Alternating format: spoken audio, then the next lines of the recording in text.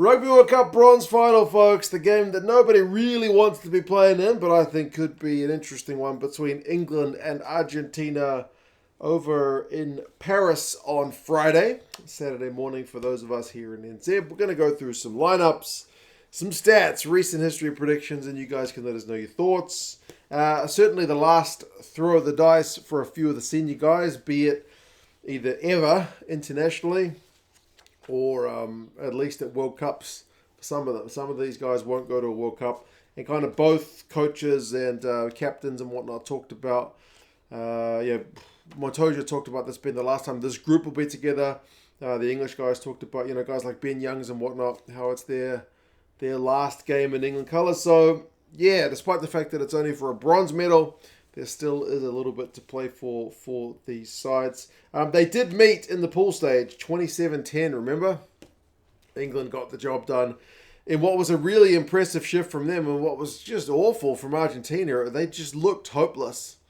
They've certainly turned it around a bit since then, but yeah, despite the fact that Tom Curry got red carded in about the third minute, Argentina hardly fired a shot at that game. They got a last kind of ditch consolation try at the end to at least make the scoreboard slightly more respectable, but George Ford just took that game by the scruff of the neck and bossed it for the majority. But the other recent history, there's only one Argentinian win in the last five. That was back in 2022. Prior to that, the previous World Cup, it's an England win. 2017, it's an England win, both in London and in Santa Fe. So, yeah, there's been a few English wins over the years over the Argentinians. England have picked a pretty changed squad from the one that played in the semi-final. Steve Borthwick talked about the 6-day turnaround when he got a chance, because every other bloody question, I swear, was about Tom Curry and Bongi and Benumbi. I swear these journalists, they did the same thing when the All Blacks dropped Mark Talea for the quarterfinal because he breached the team curfew. Every other question was about Mark Talea when they literally had a big game against Ireland on the cards. Every other question's about Tom Curry. I don't get it. I don't think the journalists like rugby as much as I do. They'd rather talk about the drama. Maybe I'm just a fuddy-duddy, but I was getting a bit sick and tired of questions about that off-the-field stuff, which is just, I don't know. Anyway, Borthwick talked about the fact that he, 6-day turnaround, he needed to change things up, and that's what they've done. Ellis, Genge, Theo, Dan, and Will Stewart come in as an all-new front row. Ellis Genge will be looking to make amends for the pressure that the scrum was being put on last week. Theo Dan gets some game time. He's not just a guy who gets paid to sit on a bench, and Will Stewart gets his first game in a wee while. Maro Itoje continues on in second row. He's been a real tackling machine. They have one of his better games in that semi-final. Chessum's up from the bench after giving way to George Martin in that last one. Tom Curry switches to 6 because Underhill's there at 7 for his first game. And then Ben Earl, who I will say it again, has still been the absolute star of the show for me for this England side. Maybe George Ford in the first couple of games, but Ben Earl has just been quite incredible at number 8. Like, if you're looking for stats, he's the third top tackler of the World Cup, remembering that that's just a total. And some of the teams, like, I think it was one of the Tongan guys who was second and they only played a limited number of games. But still, Ben Earl is the third top tackler of the World Cup, obviously England's top tackler. He's had the most carries for England, and he's second for England for clean breaks. England don't generate that many clean breaks, but Ben Earl, defensively, offensively, has been a real stalwart. So, good stuff. Ben Earl, loving every minute of it. Ben Youngs in his last throw of the dice gets a start at number 9 alongside Owen. Farrell, who continues on at 10. Tuilagi and Marchant is the same midfield, so no changes there. They'll be looking to hopefully get a bit more of the ball. The conditions didn't really, they weren't conducive to play in the backs much last week.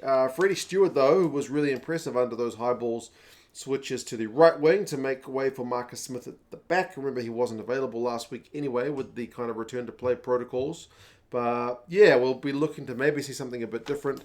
I would imagine a fair few high balls going on to Freddie Steward's wing. Mateo Carreras is dangerous, and he will certainly have the footwork to beat Steward defensively, but Steward's a lot taller, and that may mean both guys have trouble defending the other. And Henry Arundell, He's back on the left wing. I mean, there's no Johnny May. I would have thought, personally, play Arundell for that semi-final, but maybe the conditions really weren't conducive to a player like Arundell anyway. But yeah, he's an attacking weapon, isn't he? He's first for England's clean breaks this World Cup, and he's only played one game.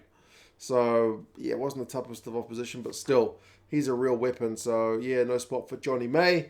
I'm not sure if he's injured. They didn't mention it at the press conference. They were too busy talking about Tom Curry. They didn't get a chance to answer. Jamie George on the bench alongside Bevan, Rod, and Dan Cole. So there's no Joe Marler for this one. Dave Ribbans comes into the 23. Likewise, Lewis Ludlam. I feel like Lewis Ludlam's been a little bit underutilized. He's a great player. Really versatile. I would have had him on the bench instead of Billy V personally, but what do I know? And Danny Kerr, George Ford, and Ollie Lawrence make up the 3 back replacements.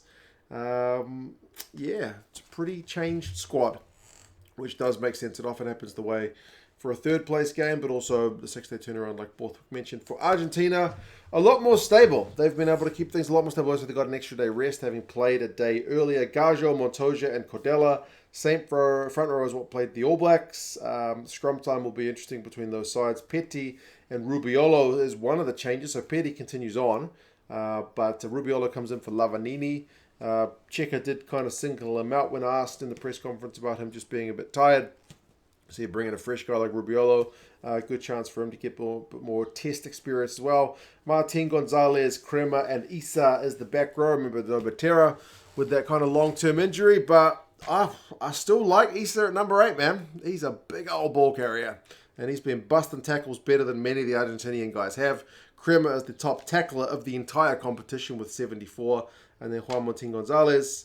A bit of a jack of all trades, eh? He'll be looking to secure some line-out ball, because line-out is one of the areas they had a little bit of trouble against England in the pool stage. Kubeli comes back in at 9. They seem to be chopping and changing their 9s just depending on the situation, but Michael Checker also talked about how it's hard for Kubeli to kind of get into any rhythm with all the injuries he's had, but yeah, they're seemingly managing his game time. I would say last throw of the dice for him at his age, so both the halfbacks probably... certainly last World Cups. I mean, Youngs is retiring. I'm not sure what Kubeli's longer-term plans are. Carreras continues on at 10. He's one of the top carriers for Argentina, but it might have been nice to send Nico Sanchez out as the starter. But I guess it is another test match for Carreras to get some experience. De La Fuente is back into the team. He's another one of the more senior guys, probably having his last World Cup. Cinti there at 13 continues on. Boffelli and Mateo Carreras are the 2 top clean break getters for Argentina, although still kind of low in the scheme of things, like well below the likes of a Peno and whatnot. But Mateo Carreras has certainly been... He showed what he could do last week in a team which didn't get that much go for it. He was still looking pretty X-Factor. And then Juan Cruz Mallia is there at 15. He's the 2nd top carrier for the Pumas. Bench-wise, Crevi, Sclavi, and Bejo, same. Emiliano is still the lock replacement. Bruni, loose forward replacement. Then Bazan, Valles, Sanchez, and Moroni. So the bench is wholly unchanged from the side that played against the All Blacks last week. In that pool stage game, England had 43 kicks from hand. Remember, a man down, so they really managed the kicking game well. And Argentina only managed 3 clean breaks in the entire game against a 14-man England. They've been a bit sharper. They managed 500-odd run meters against the All Blacks last week in a game which was a lot drier than the England game. But, they'll need to... Both sides, I guess, will need to show us that they've got a little bit more attacking prowess than what they got, because neither of them scored tries in their semi-finals. Obviously, England's conditions were a lot tougher. So, as I said, not really a game where you go out and score 4 tries. There was only 1 try in the entire game. It is on its Stade de France. The weather forecast for Paris right now is not looking great, so it could be a wet one, like I mentioned. Kicking game, likely a pretty important one. Nick Berry is the ref. England by 7 is what the bookies say.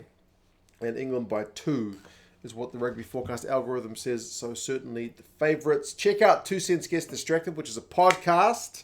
It's on YouTube. I'll put a link up there. And it's also on all your podcasting platforms, Spotify and Apple Podcasts and Google Podcasts for now and whatnot. 2 Cents Gets Distracted. Me and Tony from Distracted Sports talking all things rugby and sometimes getting off on tangents. But yeah, check that out. Otherwise, if you want England rugby gear, England Rugby Store down in the description too. They're an affiliate of the channel. I would imagine a fair bit of gear going on special. So maybe now's the time to pick some up if you're looking to save a few bucks or pounds, whatever it may be. But yeah, you guys let us know your thoughts on the game. Third place, bronze final. We await the lineups for the final itself. You guys let us know your thoughts, and yeah, I'll talk to you guys again soon. Together.